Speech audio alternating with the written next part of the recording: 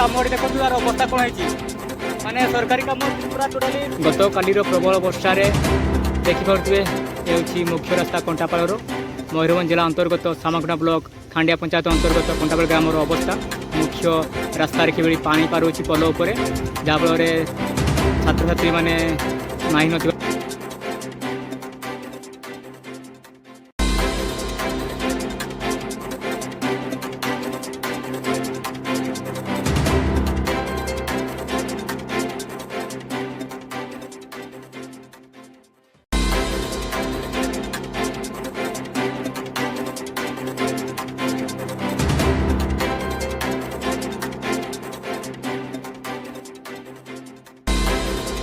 गत काली प्रबल वर्षा हवा फल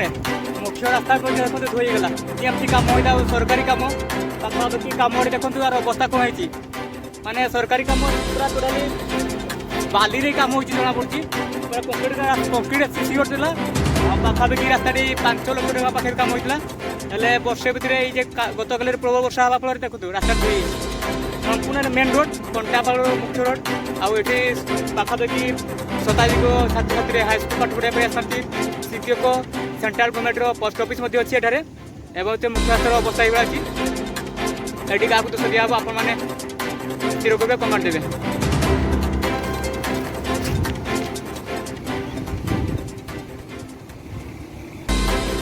यही रास्ताटी पानी पंचायत द्वारा माने खोल जा पाइप जाता जहाँफल रास्ता संपूर्ण भाव में मेन्टेनेन्स करागलानी रिपेयरिंग करागलानी एमती रास्ता पकई दिया एठारे